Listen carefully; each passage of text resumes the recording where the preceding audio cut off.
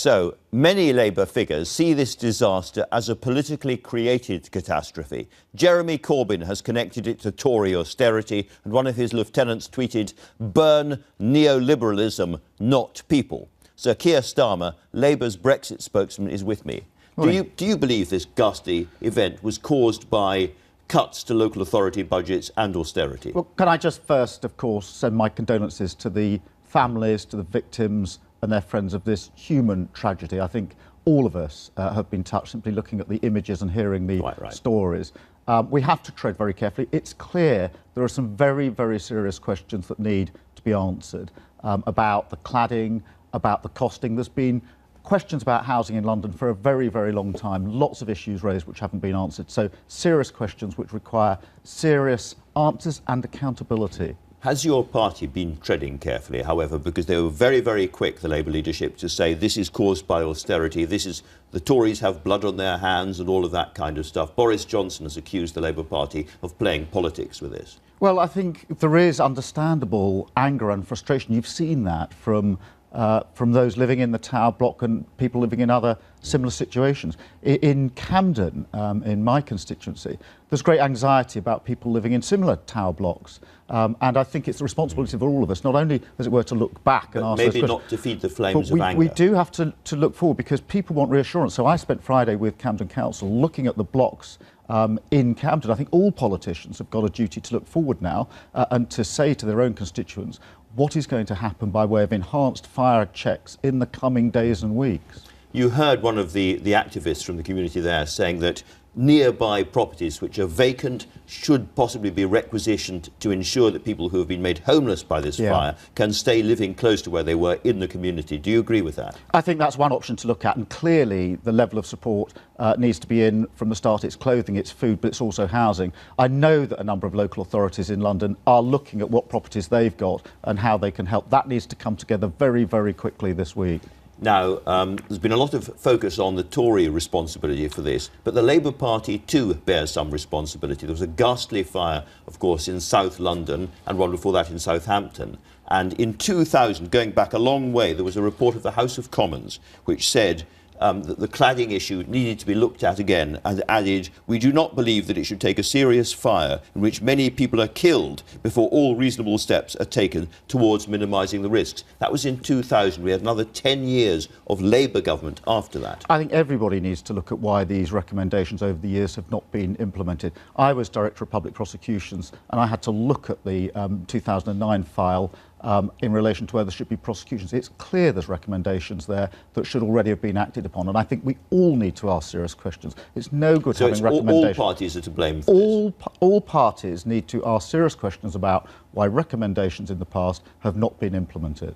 Can I ask you, you mentioned you were DPP, of course. There's a bit of a controversy at the moment. The Prime Minister has announced a public inquiry and promised it will be quick and all the rest of it. But it reports, she chooses the chair of that, the judge who chairs that, and it reports to her. Other people say, no, inquests are much more important because the families get the chance to speak out, get their own lawyers there as well. And we can, of course, then have criminal proceedings, if necessary, against those responsible. Yeah, I mean, at the moment there's a criminal investigation. I spoke to the DPP yesterday, and there are prosecutors already in advising the police. So the criminal investigation really has to come first. Normally an inquest will only take place at the end of the criminal investigation. So the idea of an inquiry is important because that can, in some circumstances, happen much more quickly. And I think speed is of the essence here. And to be clear, we'd be talking about manslaughter charges. Yes. When we were looking at this, when I was DPP, in relation to other fires, we were looking at manslaughter charges. There are wider regulatory offences, but I think manslaughter is the most serious, and that's the one that needs to be looked at first. So a public inquiry allows things to happen more quickly and allows a broader range of questions. And inquests come usually at the end of the exercise. So you need both. OK. Let's turn, if we may, to Brexit. Yeah. How do you think the general election result has changed the negotiating position Britain should take for Brexit? Well, I think the Prime Minister's got us into a complete mess. She's got no mandate here, and she's got no authority abroad, and the negotiations start tomorrow. And things have to change. Her approach so far has alienated our allies in Europe. It's weakened our position with the EU. Okay. And it's actually got us into the worst possible starting position. But you see, what people say to me is that actually, when you look at it, Labour's position on Brexit is identical to Theresa May's position. So let me test that, if I may, with some yes or no questions, if I can. Yes. First of all, do you accept that we are leaving the EU, come what may? Yes, we've been clear about that from the absolute start. OK, second, are you against a second referendum? A second referendum cannot take place until after we've left the EU, and therefore it's not viable. So that's not viable. OK, third question.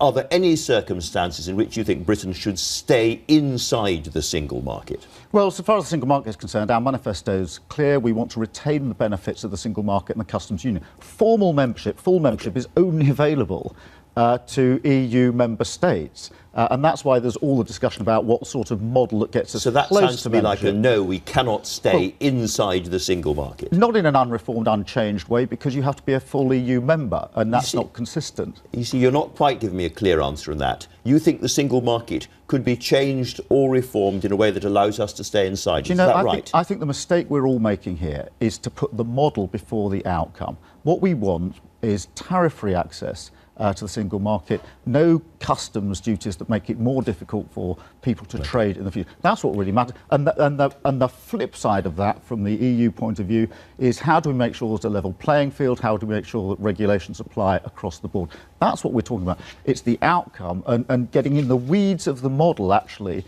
I think loses the focus on the outcome. I understand that. I'm going to have one last go, because the Labour position, if I put it gently, is clear as mud on the single market. Well, let me just say, John McDonnell and Jeremy Corbyn have both said we're out of the single market. That's it. We can't stay inside the single market. Andrew, you can only be a full member of the single market if you're an EU member, and therefore it is obvious that we're looking at something else. The question is, do we leave options on the table? And I've said repeatedly, yes, leave options on the table. So but what there are those number options? of different models. So what are those options? Focus on the outcomes, which I've just enumerated. Yeah, but I'm asking specifically. You can then, how you get to it, you can either take single market membership and say what needs to change to get us to the position we need to be in, or you can start with a sort of bare agreement and work up. What matters is the outcomes, because what we need is a deal that actually works for our country. Would you sacrifice control over freedom of movement in order to stay inside the single, or have very good access to the single market? It's clear that freedom of movement will end when we leave the EU, and therefore the discussion we're having is what model fits with changes to freedom of movement plus the trade that we need. So you could have some freedom of movement remaining. Well, I don't understand this notion of some freedom of movement. In the end, immigration comes down to... You sound like, in a very gentle way, you're saying exactly what Theresa May would say if she was sitting there. No, Theresa May has taken the wrong approach. The tone and approach is completely wrong. I say we can't have membership because that was decided last year. We can have partnership if we change the tone and approach. We need to be much clearer about the benefits of the single market. That's tone and words. But on the actual clear... Well, let me try one other thing. Customs union, in or out? Well, I think that should be left on the table. You see? Well, because... So we could stay inside the customs union? Yes. Well, that is the single biggest difference between you and the Conservative But there's Party. also this notion of no deal being a viable deal, which Theresa May and the government have repeatedly said. No deal is what happens if you get to the end of the 2 years and you haven't been able to reach agreement. You're pushed over the cliff. To say I'll jump over the cliff isn't a negotiating stance that makes much sense. It seems a lifetime ago, but last week I had Jeremy Corbyn sitting where you are, and I asked him about the Great Repeal Bill. Yes. And he said, oh, that's history. Are you actually going to vote against the Great Repeal Bill? Well, the problem with the Great Repeal Bill is how do you entrench rights and freedoms that we currently enjoy? Yeah, but without qualification, without limitation, without sunset clause. So that's where the battle will be. It takes all those workers' rights that the EU have legislated for and puts them into British law. So I can't see why the Labour Party would be against it. In principle, we're not against that. The question is, how do we prevent qualification and limitation of that? That's the first thing. The second is, how do we make sure that as time goes by, our standards don't slip below those of Europe? One last yes or no. Are you going to oppose the Great Repeal Bill in the House of Commons, yes or no? We haven't seen it yet. The principle of entrenching EU rights and freedoms is one that we would support.